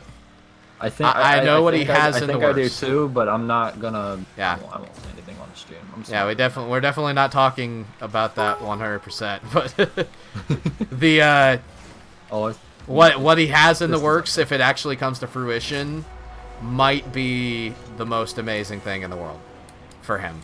Like I would agree. Yeah. it's next level. I've still got the cheers coming in from Bondo. That's fine. It's insane. The one that you're actually carrying me this game. Wait, Kilt, what are you doing? When did that happen? I just had a Mr. Kilt for 100 bits again. I'm like, Uppercase, to answer your question in chat, Hunter is actually my first name, so that's why that is my name. And that's pretty boring story, but it's the truth. I can't lie about it. one of the things I did want to ask, and I have it in my notes. I know back when the MLD first started casting games, Agony was one of the main casters. Him and Jay casted every game. Yep. And one of the things that happened a lot was Agony called you. Of course, your name in the Discord at that point was Hunter the Ginger. Yes. I'm assuming because you have red hair. Yes, I am a ginger. Spoiler. Spoiler alert. I'm a ginger. Just so y'all know, this is for the biddies. We can clip that one. Oof. There it is. Y'all are nuts. Y'all are amazing. That is reward for the biddies. The dunk. But to answer the question, I think you're going, Hunter the Ginger was my PSN. That's when seasons 2, 3, and the first week of 4 I was on PlayStation. So that's why Agony would call me Ginger, because my username was Hunter the Ginger. So I didn't care what he called me. You so. you didn't care about that. I didn't know if it was like if he was teasing you. No, or... I think that's what he'd legit. I think he still calls me that. Like, I haven't talked to him in a while, but I bet if we went in a Discord together, he would call me Ginger. Yeah, he still calls you Ginger. I remember the last cast that he did. I think he did a little bit of a cast in season 4, and he was still calling you Ginger. Yep. So It hasn't changed. I didn't know if that was a joke, and thank you for clearing that up. No, it was in my name, and I mean that's what he called me. I didn't care at all. I'm not gonna hate on him, man. I mean, my name was literally Hunter the Ginger. What am I supposed to expect? Good night, Bumney. Good night, man. Oh man. Good night. Y'all are nuts tonight. But yeah. Oh no. I'm throwing. It's fine. That's okay. So let's see. I've had most of my questions answered. I'm so scatterbrained right now, though, It's because of everything. fine. I completely understand. But We gotta man, hit a oh, nutty man. shot. Oh, never. Oh, yep. Yeah. For the biddies. Man, oh man. Like, seriously, the bit donation notifications are still coming in. It They has need to. not They stopped. They cannot stop. It will not stop. I mean, I I'm need to telling get... you, you're gonna not be streaming, and they're gonna be coming through. Well, that's the thing. Like, there's a Formula One thing that I know Cracer and a couple of the other MLD guys want to do. And I was planning on ending this stream and going straight Is that into why that. everyone's playing F1 2015? Yes. Is that why okay? That's Because the actually- game was pretty much free. Is and this they were still like- on sale? Is this still on sale? You know? It is not on sale on Steam anymore, but there's a website and you can check this out. It's called Kingwin.net. I would search it rather than type it in because one mess up there you could literally That could be rough, instantaneously yeah. fry your computer. But Kingwin.net. Yeah, And I own F1 2015 on PlayStation. Oh, you do? Nice. But yeah, and I had it, and I played. I only played. I never played online, but I played probably 250 hours of career mode. Yeah. I play F1 2017 like every other night on my Xbox. So. But the reason I mentioned Kingwin is because you can actually get it there right now for under $1.50. Oh, well then I'm gonna do that. And I'm gonna. Cracer literally just invited me. It's kind of. I think that's his way of telling me to hurry up. But You guys have like a league or something like? he calls it that in one of the discords he's in, F1 Formula One League, but I don't know if it actually is a league yet. You guys just we'll figure that out. basically, because that's actually the coolest thing ever. We are Yeah, learning I'm all sorts of Mike cool in. things. I'm Mike Uppercase in. is also part of it. He is in the chat, ready to go. But yeah, man, oh man. If anyone else has any more questions for Hunter, by all means, get in. I know the bit notifications are still going. They keep on coming and they don't stop coming, and they don't They're stop not coming, and they don't stop coming, and they don't stop coming. That needs to be your new sub sum. Let's Right see. there. We're working on getting our guys up to par because right now it's Cracer beats everyone. I don't know. I don't know how good I've never raced online before, so I don't know. I don't know how good I would be racing against real people. Probably trash, but it's fine.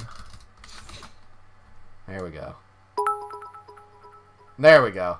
I'm actually really I wanted interested to in actually get it up. Somebody once told me the world is gonna There we are. I ain't the sharpest tool. Here we are. This is the perfect theme song for the amount of bits you guys donated tonight. I apologize. I really enjoy meme music. So, Me, yeah, meme music.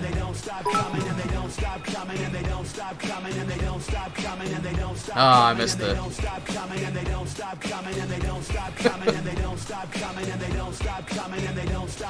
can you link me that the site you're talking about in Discord? Can you like message me it or whatever it is? Let me turn down and they don't stop coming really quick. Okay, what were you saying? I said, could you link me that site that has? Yeah, I can. F1? I'll do that in the Discord afterward for you. That way. That would be a lot of fun. Actually, I thought I was the only person who liked F1 on the entire United States of America. Yeah, while they're at it, they might be able to interest you in the Tang Gang. Oh no, I can't the Tang Gang. Because one of my best friends is like a founder of the Tang Gang. I can't deal with it. Oh, I wanted to pass it. And they don't stop coming. And they don't stop coming. And they don't hear- stop thank coming. you, Chris. Here, watch this. Back pass. Yes. That's new level strats, boys and girls. Let's see.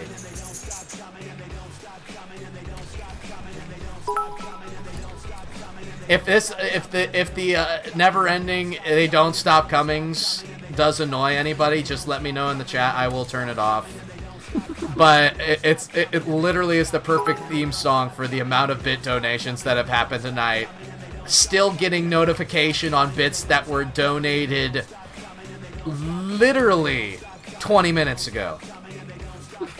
Oh man, I almost hit that.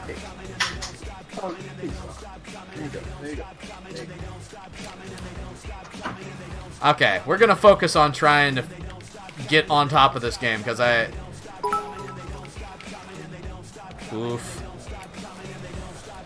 What am I doing? Say what now?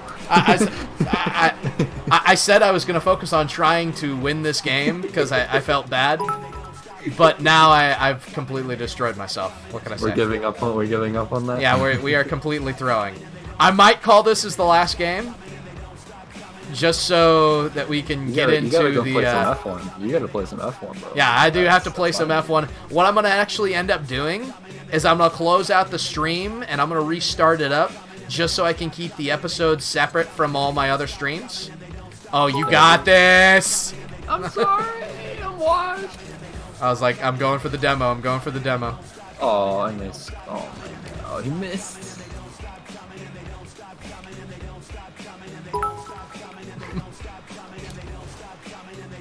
This is okay.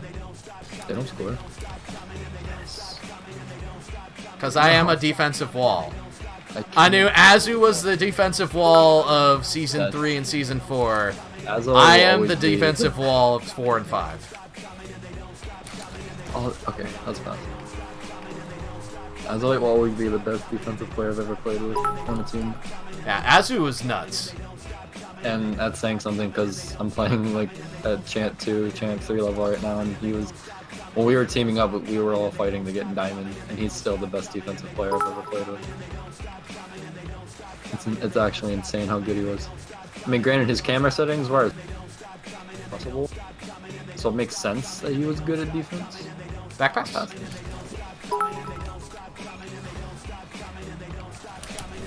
Oh, yeah, Yes, he's not going to and, save that. yes. We're gonna win this. Yes, we For the are. sh- We're the totally stream. going to win this. Ladies and gentlemen, I want you to understand. I want you to understand. We're going to win this. I'm gonna try so hard for the stream right now. Okay, that kickoff was played completely with keyboard mouse because I transitioned. That is where the Stream Deck is going to come in handy, Yes. ladies and gentlemen. I don't have to do that. The comeback is real right now. 4 to 5, 53 seconds left on the clock, ladies and gentlemen. I believe, Hunter believes, this is the last one. We don't stop coming, ladies and gentlemen. No, we don't. I always say ladies and gentlemen, but the chances of there being a lady in chat, aside my wife, very Yeah, I low. was about to say, isn't he away from the chat? Yes, my wife, I believe, is in chat. I believe. I need to check. I'm not going to check right now, though, because, I mean, I'm freestyling. Oh, no! I was going to say, if I hit that, I'm nuts. You're gonna get 20,000 bits. You hit that. Yes, I- Kendo. Yes. Yes, Kendo. Open net! Do it! Wait, one of your Throwback Thursday? Or, well, I guess it's Monday, but Throwback. I think I was in the first game, or one of the first games you ever casted. Did you cast an Ace Tournament as one of your first casts? Yes, it was. And I It think might have me- actually been. I believe you were actually in one of the first. Me and Senor Salty were in. Oh, this is yes, not it how was actually my first Ace cast. This is not No! how we do it. I think me and Salty pulled, I think, maybe the greatest comeback I've ever had Yes, in a game. it was a solo cast, and I strained my vocal cords so hard You for you screamed guys. so loud on that game. We had like 3 goals down with a minute left in a game 5. I believe. No! I'm so sorry, rip Chad. the dream. Cracer, the throw is real. Speak for yourself, Cracer. No, I'm joking. That was a little bit of doctor disrespect right there. Anyway. Two-time champion. GG's. Man, oh man. Yeah, I need to jump out of that. I need to get rid of they don't stop coming because they do stop eventually. The bits! The bits right here. I hold them in my hand. There's a lot of biddies to hold. Anyway. Bondo, my friend. You are absolutely nuts. I want to take the time really quick. Literally naming names. Mr. Kilt. 10,100 bits. Mr. Kilt, you are absolutely nutty. Sincerely thank you. I have no idea. You overwhelmed me, sir, is all I have to say. Okay, that stopped coming. They literally don't stop coming, though. I mean, seriously. I keep looking over here, and all I see is these bit donations. It's just like, man, oh man, you know, any second, look, there's another one. There's another one. Man.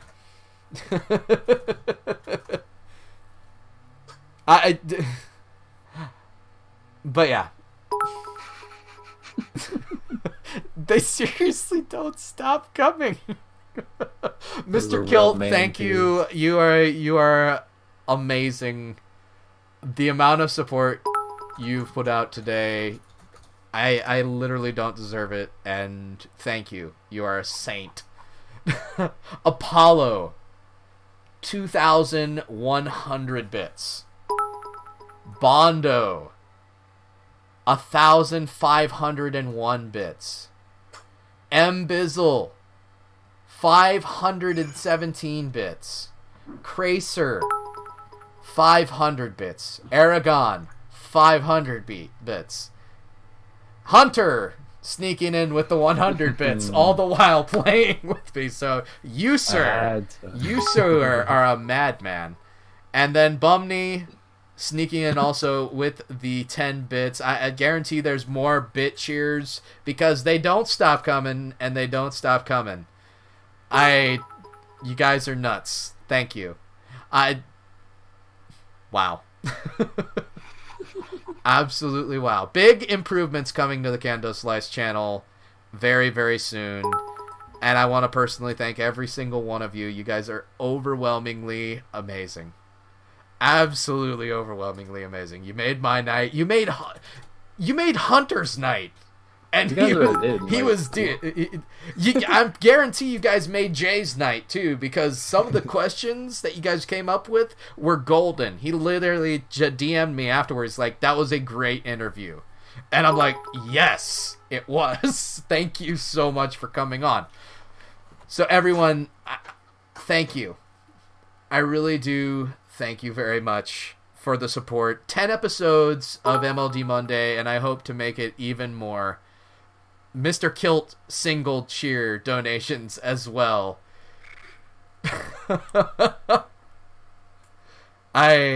Yeah. I mean, I'm literally just looking up at donations. They're right here. They're right here. I hold them in my hand. Oh. Yeah, you guys are absolutely amazing. Thank you so much for your support. There are big improvements coming. There is a Stream Deck.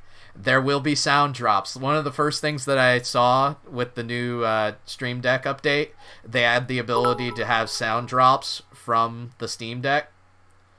Oh, man. You guys have no idea how much I love sound drops. And I apologize in advance, because some of my sound drops are going to be, they're going to be nauseating. They're going to keep on coming, and they won't stop coming, if you know what I mean. But, man, oh, man. Everyone, all the donators, thank you. The resubs. Cracer gifting a sub. Ascending Champions Esports. I noticed you guys were in here with a sub. Thank you so much. I'm getting DM'd right now by Cracer because he really wants some Formula 1 action. So, we will be right back in literally a minute and a half, 2 minutes. I'm going to use the restroom. I'll be right back. We're going to end the stream here, then bring the stream back. Ascending Champions. That's literally the sub that Ascending Champions made almost like 30 minutes ago. You guys are literally overwhelming. Mr. Kill, when did it become 4 a.m.? Mr. Kill, I forgot, you are EU. You are nuts! I didn't even know that. You are literally nuts, dude! Oh my goodness, I can't even believe that. Dude, sleep well. Know that you made my day. Know that you made Hunter's day. Know that you made everybody's day here. You all are absolutely insane. Be right back.